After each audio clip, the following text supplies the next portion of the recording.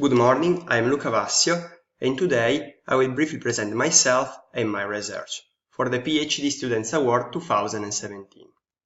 I have a background in mathematical engineers, and my strong mathematical skills give me a multidisciplinary profile. During the last years, I had the possibility to study and did research not only at Politecnico, but also at MIT, EPFL in Switzerland, and UFMG in Brazil. Moreover, I also apply my skills for research centers in industries like GE Aviation and Nokia Bell Labs. I also was invited for mentoring and teaching a new Italian startup called Energy Way, and I also like to highlight the fact that I won 2 different competitions, network forecasting and system recommendation competition for students. My main research area is focused on studying the user behavior on the web. The web largely changed from its birth in 1991 till today, 2017. Nowadays, everybody has different devices and are permanently connected to the web. People navigate through pages, they move among different topics, they buy items, they choose songs, they use services, and they are also influenced, and they influence as well, inside social networks. So my goal is to study all these different aspects of the user behavior in the web for applications like improving nowadays system, like the technology in ISPs, predict future scenarios, and study social impact of these aspects also for other research areas. The methodology I'm following is based on the following 5 steps. So all these data are like drop of water inside a huge river. So it's not enough to monitor the river. We also have to be able to extract this data and then to interpret. Then from this data we want to model and then forecasting the future. Which tool I'm using for doing that? First of all, a big data approach in order to attack the problem. Then we need statistics and machine learn to extract useful information.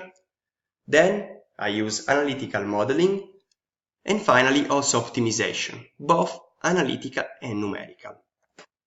Now I will briefly describe a small part of my work, that is the click detection and path modeling. To detect a click means detect the user action, the click that the user is doing for moving through different web pages. Then we extract the log of a point of presence of an ISP that contains all the traffic that moves from the people to the web. However, it's not that easy to extract the web page click because the network logs contain a lot of different information, like objects downloaded in the pages and background traffic. Then, to be able to extract the user clicks from the network, I had to introduce a click detection methodology that is based on a machine learning classifier. In particular, I choose a random forest that perform really well.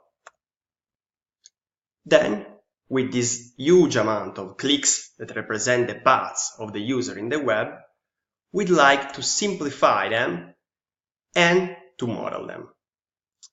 What I used is the idea of matrix factorization.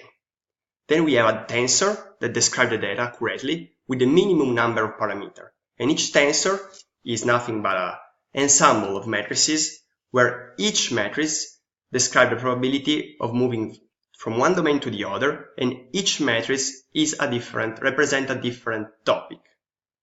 The interesting thing is that these topics are extracted automatically, thanks to my methodology. And each user is associated with the tensor with different probabilities. To create the model, I used keep sampling and minimum description length principle. I'd like to spend also a few words about my other research area. What I show is the detection of the user action on the web and the analysis and modeling of the user behavior on the web. But I didn't talk about web graphs and evolution over years that is also important other than studying the paths. Then I also spent a lot of time for studying the user interaction with the recommendation system, in particular to maximize the frequency of purchases by a user. I also studied the social network's behavior, in particular for maximizing the influence of a user in a network. A side work I was involved to was about developing an expensive optimization meta-heuristic algorithm that proved to be one of the best in its area.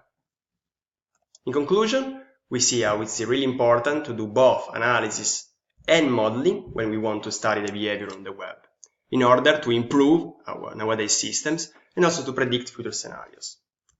If you want to contact me, you can reach me at my email or at my web address that you can find in the slide. Thanks everybody for your attention.